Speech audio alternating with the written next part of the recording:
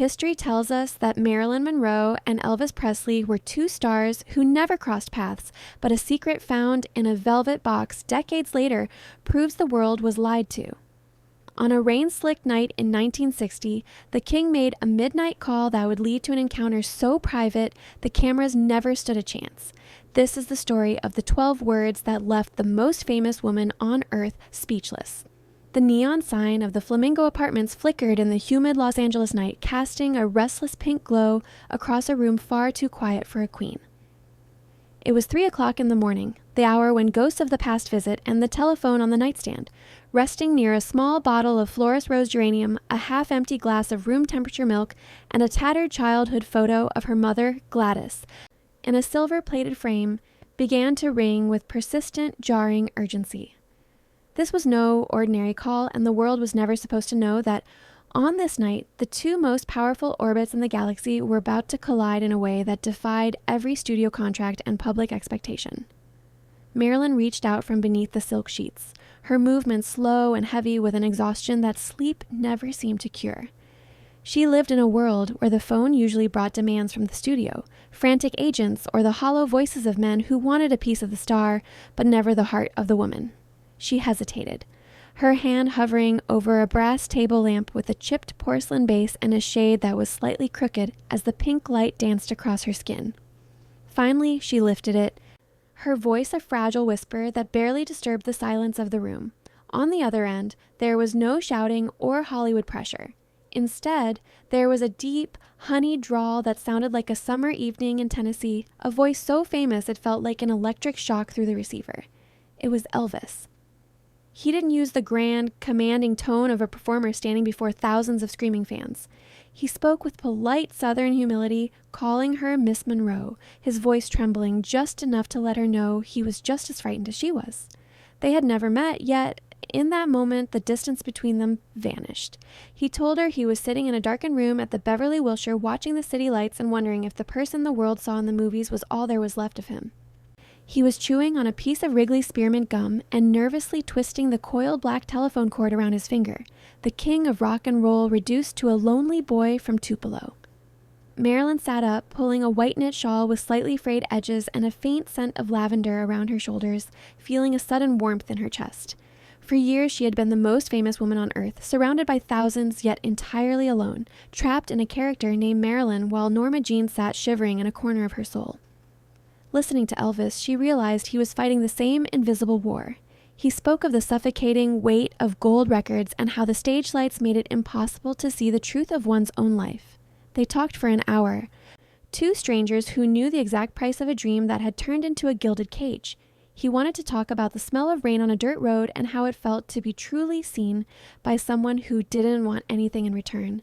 As the conversation deepened, a beautiful idea took shape, a quiet rebellion against the machines that owned their names. Elvis lowered his voice, asking if she would meet him where the cameras couldn't find them.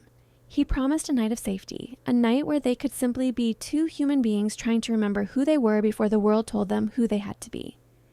He mentioned he had arranged for a private car, a vehicle that wouldn't be recognized by the usual pack of photographers waiting at the gates. The plan was dangerous, a secret that could set the tabloids on fire, but for the first time in months, Marilyn felt a genuine spark of life behind her eyes. She agreed to meet him in the shadows of the city, knowing the journey would lead her to the only person who could truly understand the silent passing of her spirit, embarking on a mission that would remain buried for decades. If this untold chapter of Hollywood history is touching your heart, hit that subscribe button right now. We are uncovering the silent, human moments behind the world's biggest legends, and you won't want to miss the secrets we find next. Marilyn stood before the walnut vanity mirror she had brought back from a trip to Mexico, the wood dark and cool to the touch, but she didn't see the icon the world worshipped. She saw a frightened girl looking to escape a house that had become a prison. She reached for a dark, cropped wig and thick-rimmed glasses, artifacts of a secret life she kept hidden in a plain shoebox at the back of her closet, for rare moments she needed to breathe without being consumed. These were the simple, everyday tools she used to dismantle a legend. The transformation was quiet and methodical. She tucked away the platinum curls that had become a billion-dollar brand, covering them with the brown hair until the woman in the glass looked more like a librarian than a Hollywood legend. She pulled on a simple, oversized trench coat, cinching the belt tight as if to hold her fragile heart together against the cold. In her driveway, the air smelled of jasmine and damp earth from her newly planted herb garden, a stark contrast to the stifling chemical expectations of the studio lot. A black limousine with tinted windows pulled slowly to the curb, its engine humming like a steady, low heartbeat. There was no driver standing outside with a sign, just the silent invitation of a door clicking open from the inside. As she stepped into the plush interior, the scent of expensive cologne, old leather, and a faint lingering hint of fried peanut butter and banana wrapped around her like a heavy blanket.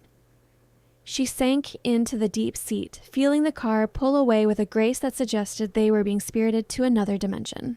For the first time in years, Marilyn felt invisible, and it was a beautiful, liberating feeling.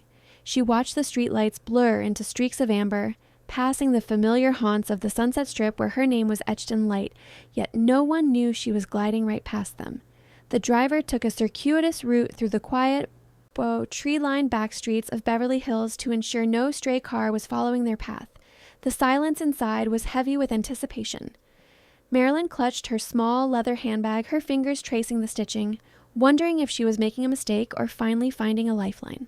They arrived at a service entrance of the Beverly Wilshire, a place reserved for laundry carts, industrial kitchen staff, and the silent delivery of secrets, far from the grand lobby. The car came to a gentle halt, and a side door was held open by a man who kept his head bowed, never looking her in the eye. She was led through a maze of sterile hallways and freight elevators that smelled of industrial floor wax, the clanging of machinery sounding like the gears of fate turning in her favor. Each floor they passed felt like a layer of her persona being stripped away until she was Norma Jeane again. They reached the penthouse level where the deep red carpet swallowed the sound of her footsteps and the air felt thin and electric. The man leading her stopped before a heavy oak door at the end of the hall, his hand resting on the brass handle before he turned to her with a knowing nod.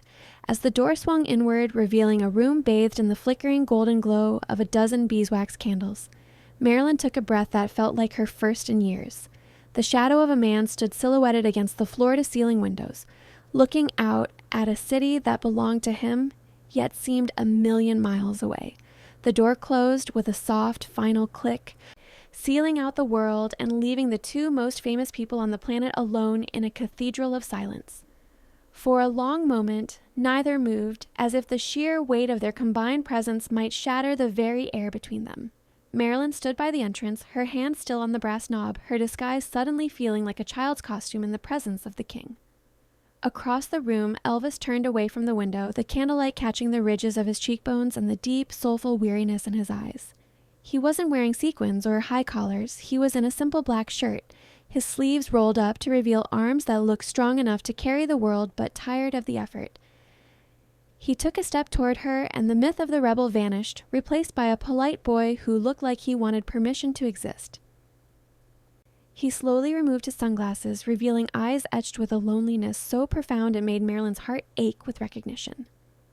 She pulled away her wig, letting her signature platinum hair spill onto her shoulders. She did it because she realized she was standing in front of someone who didn't need to be convinced of her beauty. He was someone who lived in the same storm. Elvis gave a small, crooked smile, the one that had made millions of hearts stop, but this time it was a smile of pure relief. He gestured toward the velvet sofa, his voice dropping to that soft, rhythmic cadence. He told her she looked beautiful, but he said it as if he were talking to a sister he had lost a long time ago. Suddenly, a sharp clatter from the hallway made them both freeze, a reminder that their sanctuary was fragile. It was just a maid's cart passing by, but for a heartbeat, they were two fugitives realizing how easily their world could crumble. They sat down, and the suite seemed to shrink until it was just two souls huddled for warmth in a cold universe. There were no reporters here, and no studio heads counting the seconds of their lives for profit. Marilyn noticed his hands were shaking just as much as hers, a fine tremor in his fingers. It was a staggering realization that the man who redefined a generation felt just as small when the music stopped. They were two mirrors reflecting a shared history of poverty and the terrifying realization that they were more valuable as symbols than as human beings. The silence wasn't awkward. It was the kind that only exists between those who have survived the same shipwreck. They didn't need to explain the fear of the crowds or the hollow feeling of going home to an empty house. In that room, the king and the bombshell were stripped away, leaving only the raw truth of their humanity. Elvis leaned forward, resting his elbows on his knees, and looked at her with an intensity that made the breath catch in her throat. He told her he had spent his whole life trying to find a place where he could just be a man, and he wondered if she had ever found it. The question hung in the air, heavy with the end of their innocence, and Marilyn realized the conversation was about to go deeper than she ever imagined. "Do you ever feel like you have been replaced by a ghost?" Elvis asked, his voice barely a murmur. It was a question that pierced through the layers of artifice Marilyn had worn like armor for over a decade. She saw the candlelight dancing in eyes heavy with a fatigue no sleep could touch. Marilyn took a deep breath, the scent of the room, expensive tobacco, a plate of cold bacon and biscuits he had barely touched, and her own Chanel No. 5, filling her lungs. She told him that every morning she had to put on the mask of Marilyn for the public, while the real girl who just wanted to be loved for her thoughts remained hidden in the dark. Elvis nodded, confessing that he often felt like a prisoner in his own skin, a performer whose every move was choreographed by men who saw him as a product rather than a man with a heart. They spoke about the terrifying isolation at the top of the mountain. Marilyn described how people looked at her with a hunger that felt like they were trying to take something from her soul. Elvis spoke of the nights he spent pacing his mansion, surrounded by friends who were only there for the party, feeling more alone than he did in the shotgun shacks of his childhood. They were two icons who had conquered the world, only to find it a cold and lonely place. The intimacy grew until it felt as though they were the only two people left on Earth who spoke this specific, painful language. Marilyn confessed she sometimes felt she was losing her life to a version of herself that didn't even exist. Elvis reached out, his fingers gently brushing a stray hair from her forehead, acknowledging they were both caught in a beautiful, gilded trap that promised everything but stole the essence of who they were. They shared stories of trying to find a quiet corner of the world, only to find their names preceded them like shadows they could never outrun. As the night deepened, the weight of their shared burden lightened because it was finally being shared with someone who didn't judge. It was a rare moment of sanctuary, a quiet harbor in a relentless hurricane. But even as they found comfort, a shadow of something darker crossed Elvis's face, a secret he had been carrying that was far heavier than fame alone. He looked at Marilyn with a raw vulnerability as he prepared to reveal the one thing he had never dared to say out loud, a confession that would soon lead to the legendary 12-word note that changed everything. Elvis stood up slowly and walked to the grand piano in the corner. He didn't sit. Instead, he rested his fingertips on the mahogany, his touch so light it wouldn't have even disturbed a layer of dust. For a long minute, the only sound was the distant hum of the city and the rhythmic ticking of a clock. Marilyn watched him from the sofa, her heart hammering against her ribs, sensing that the air had grown thin. When Elvis finally spoke, his voice was no longer the confident baritone that commanded stages. It was the fragile voice of a man at the end of his rope. He confessed he no longer recognized the man in the mirror, and that the king everyone bowed to was a character slowly taking the essence of the boy who wanted to make his mama proud. He admitted he was terrified he was approaching his final curtain without ever having lived a day as himself. He told her he had a recurring vision of walking away from the lights to find a small farm where the grass grew tall and nobody knew his name. But then his voice broke, and he whispered that he knew it was too late. He had become a prisoner of his own success. He confessed that the weight of being a legend was a burden he could no longer carry, and that his spirit was fading away under the pressure of a world that refused to let him be human. This was his true confession. He had everything the world desired, yet he felt as though he were already a spirit, haunting the halls of a life he no longer owned. Marilyn felt a tear roll down her cheek as she realized his confession was a reflection of her own thoughts. She saw the raw vulnerability of a man usually portrayed as indestructible, and it broke something inside her. He told her he had never said these words to another soul. He had chosen her because he knew she was the only other person on the planet, fading from the same kind of loneliness. The room felt smaller now, as they shared the silence of two people who had just stared into the abyss together. Elvis turned away from the piano, looking at Marilyn as if she were the only life raft in a stormy sea. He had laid his soul bare, and now it was her turn to show him the wounds she had been hiding beneath her beautiful cinematic smile. Marilyn reached across the distance, her pale hand resting atop his, a rare moment of pure human connection. It was a simple gesture, yet it carried the weight of 1,000 unspoken prayers, bridging the gap between two islands of solitude. The silence was thick with the scent of flickering candles and the reality of their shared exhaustion. Marilyn spoke in a soft tremble that stripped away the glamour of the screen. She told him that while the world saw a woman who had everything, she dreamed of a life that was profoundly ordinary. She spoke of her aching desire to be a mother, to feel the weight of a child in her arms who would only know her as a source of safety. She confessed she often looked at families in the park and felt like a spirit watching a feast through a window. To her, the applause of millions was a roar that only made the silence of her empty house more profound. Elvis listened with a stillness that was almost sacred as she revealed the scars left by a childhood in foster homes and the fear of being discarded. She admitted she felt like a hollow doll while the real Norma Jeane was drifting away from neglect. It was a heartbreaking admission from the ultimate symbol of desire. They sat there mourning the simple joys fame had removed from their grasp. For Marilyn, this was the first time she didn't have to perform her vulnerability. As she finished, she felt a strange sense of peace, the catharsis of finally being seen. The room felt protected, a sanctuary where the king and the bombshell had finally let their old selves go. But the night was waning, and the ticking clock on the mantel reminded them their time was limited. Elvis looked at her with renewed purpose, reaching for a small pad of hotel stationery as if to capture a miracle before it vanished.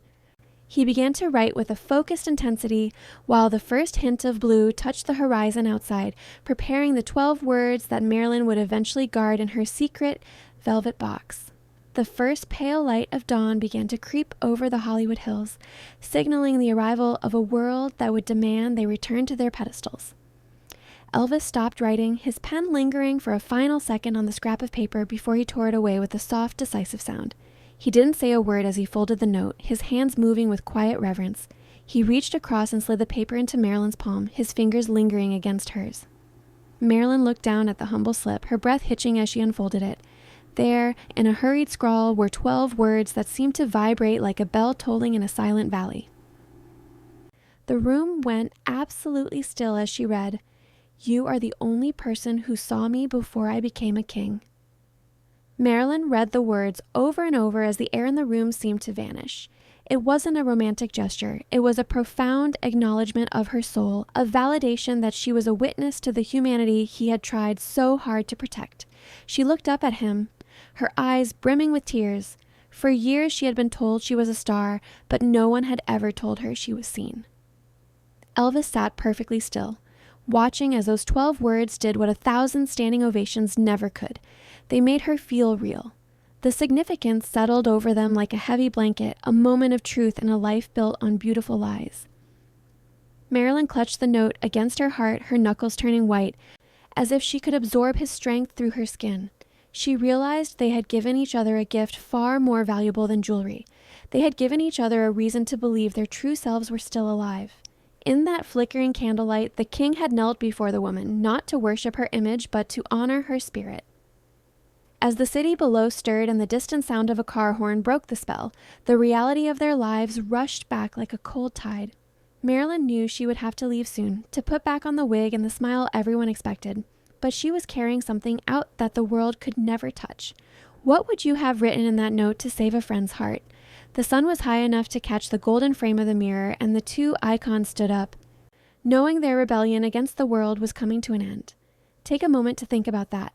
What would you have written in a note to save a friend's heart? Let us know your 12 words in the comments below.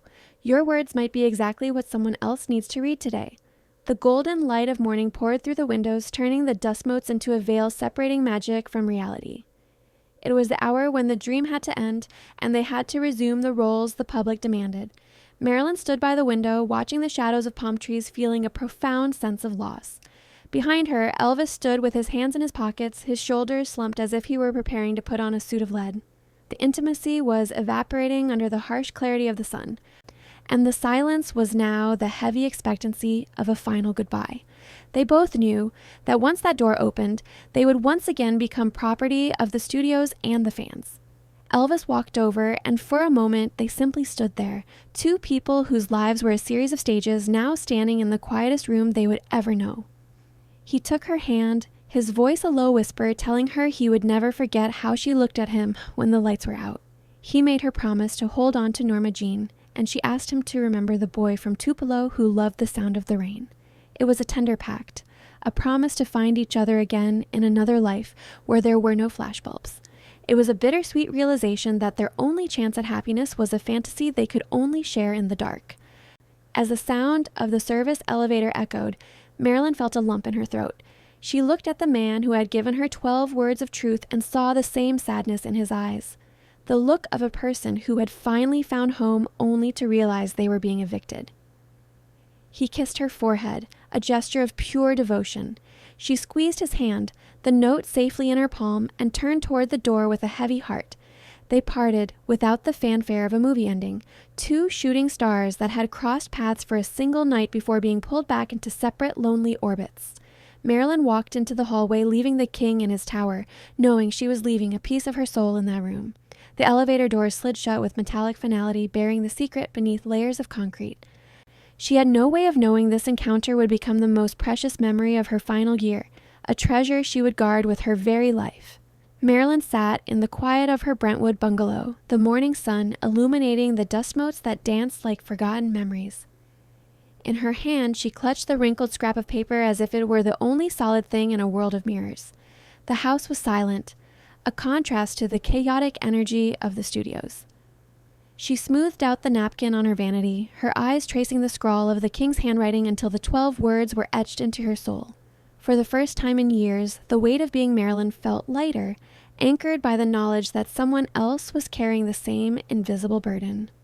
She pulled down a velvet-lined box where she kept her most sacred treasures, a dried flower from a forgotten spring, a childhood photo of her mother, Gladys, and now the 12-word message from a man who had seen her spirit.